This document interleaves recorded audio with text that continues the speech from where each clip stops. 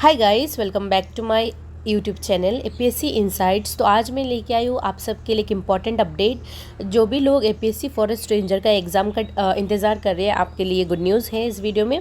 तो सबसे पहले जिन लोगों का एपीएससी सीसीए प्रीलिम्स क्लियर हुआ है, congratulations and best of luck for the mains. And जिन भी लोगों का नहीं हुआ है, don't worry, better luck next time. And आप अभी अगर आपने एपीएससी फॉरेस्ट रेंजर के लिए अप्लाई किया है तो आप इसको as a strong backup plan मान सकते हो, क्योंकि जो भी लोग इस बार मेंस लिख रहे हैं वो मेंस के लिए बिजी रहेंगे। तो ये आपके लिए एक अच्छा मौका है कि आप फॉरेस्ट रेंजर की तैयारी करके इसको क्लियर कर लो। सो इस वीडियो में आगे हम देखेंगे कि एपीएससी फॉरेस्ट रेंजर का एक्सपेक्टेड एग्ज़ाम डेट क्या रहने वाला है, सिलेबस और स्ट्रेटजी देखेंगे, also latest update. So let's start. सबसे पहले देख लेते हैं कि इसका एक ओवरव्यू कि वीडियो में आगे हम क्या क्या डिस्कस करेंगे। तो ओवरव्यू में सबसे पहले हम एग्ज़ाम पैटर्न के बारे में डिस्कस करेंगे। आई नो आप में से सबको ही एग्ज़ाम पैटर्न पता है, बट जो नए हैं जिनको नहीं पता तो इसके लिए थोड़ा सा एक देख लेंगे एग्ज़ाम पैटर्न। देन जीके और ऑप्शनल का क्या स्ट्रेटजी रहने वाला है वो देखेंगे। ऑल्सो इंग्लिश का भी हम सिलेबस और थोड़ा सा स्ट्रेटजी देखेंगे। देन हम आप क्या क्या स्टडी मटेरियल्स वगैरह फॉलो कर सकते हो वो देखेंगे। एंड एक्सपेक्टेड एग्ज़ाम डेट कब रहेगा वो भी देखेंगे। So let's begin. सबसे पहले इस बार एपीएससी सीसी में आया था आपका 78 पोस्ट टोटल, लेकिन इस फॉरेस्ट रेंजर में आपका 50 पोस्ट है, 50 नंबर ऑफ पोस्ट है। सो जो भी लोग इस बार मेंस लिख रहे हैं, obviously they are talented, they have worked hard, लेकिन जो लिख रहे हैं उनके पास टाइम नहीं होगा कि फॉरेस्ट रेंजर के लिए भी तैयारी करें। तो ये आपके लिए गोल्डन चांस है, इसको मत गवाइए एंड इसको अच्छे से प्रिपेयर करिए, ठीक है। एंड ये रहा आपका एग्ज़ाम पैटर्न। सबसे पहले 3 स्टेजेस में ये एग्ज़ाम कंडक्ट होगा। सबसे पहले आपका होगा रिटन एग्ज़ाम, देन आपका होगा वर्किंग टेस्ट, देन आपका फाइनल इंटरव्यू। तो बेसिकली ये जो रिटन टेस्ट है वही डिसाइड करेगा सब कुछ, क्योंकि यहाँ पे आपका 600 मार्क्स का एग्ज़ाम होगा। सबसे पहले आपका होगा इंग्लिश क्या होगा, आपका डिस्क्रिप्टिव पेपर होगा जहाँ पे आपको ऐसे प्रिसाइज राइटिंग वगैरह लिखना है 100 मार्क्स का।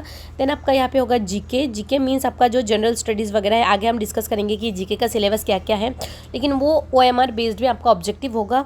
ऑल्सो 2 ऑप्शनल जो आपने ऑलरेडी इनमें से कोई चूज़ कर लिया है, 2 ऑप्शनल 200 मार्क्स ईच कैरी करेगा।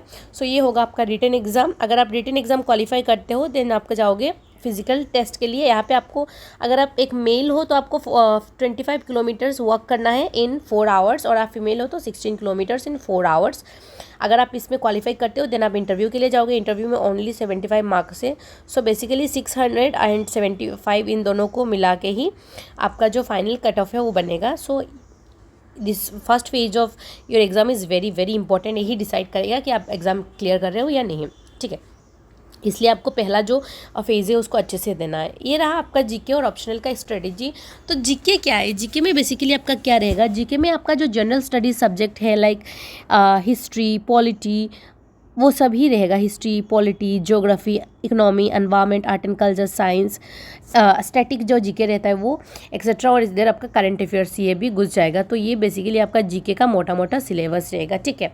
उसके अलावा अगर आप ऑप्शनल देखो, ऑप्शनल तो आपने ऑलरेडी 2 ऑप्शनल चूज़ कर लिया, 2 ऑप्शनल चूज़ आपने कर लिया।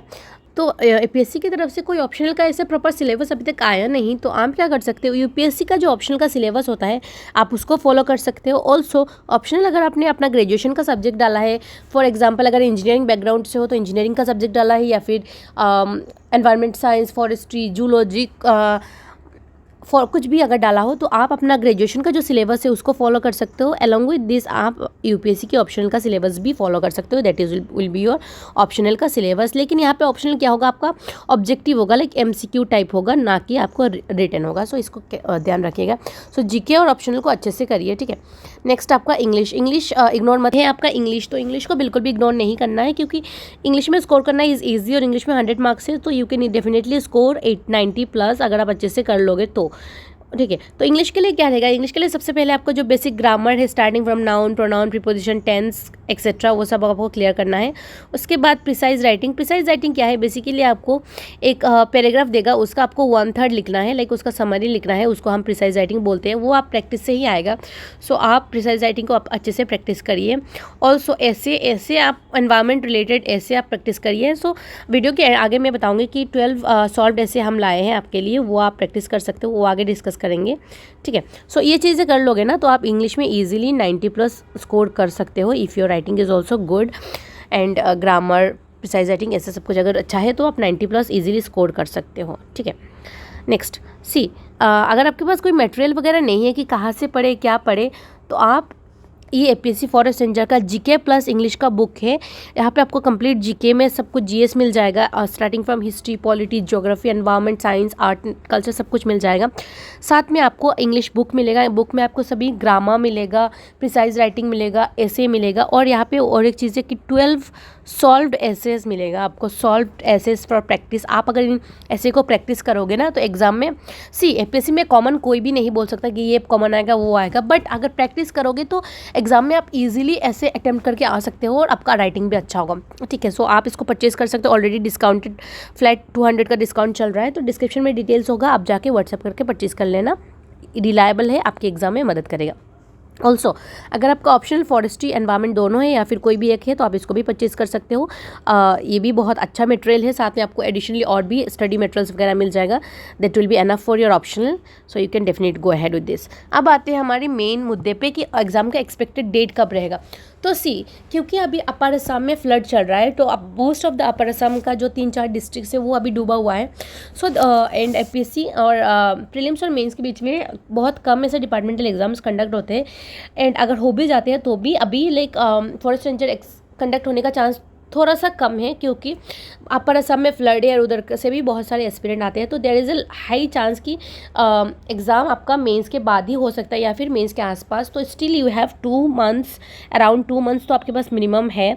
तो इस 2 मंथ को आप अच्छे से यूज़ करिए, क्योंकि जो भी लोग इस बार मेंस लिख रहे हैं वो मेंस के लिए प्रिपरेशन में बिजी है। So you have the enough time, आप अच्छे से प्रिपेयर करिए सो दैट आप प्रिपेयर हो जाओ और एटलीस्ट एक गवर्नमेंट जॉब आपको मिल जाए। फॉरेस्ट रेंजर, फॉरेस्ट जो रेंजर ऑफिसर होते हैं, that is also a good service, you can definitely go had with this. So yes, I really hope कि ये वीडियो आपको हेल्प करेगा। ऑल्सो अगर आप एक न्यू एस्पिरेंट हो एंड आप APSC CC प्रीलिम्स 2027 के लिए प्रिपरेशन करना चाहते हो, तो ये GS1 GS2 complete Assam MCQ सब स्टडी मटेरियल है, डिटेल्स डिस्क्रिप्शन में होगा, आप जाके परचेज करके अपना प्रिपरेशन स्टार्ट कर सकते हो। सो best of luck, I really hope ये वीडियो आपको हेल्प करेगा। सो मिलते हैं नेक्स्ट वीडियो में, तब तक के लिए अच्छे से पढ़ते रहो, एंड आई रियली होप कि आपके हाथ में एक सरकारी नौकरी हो एंड आप APSC forest ranger exam clear कर लो। So best of luck.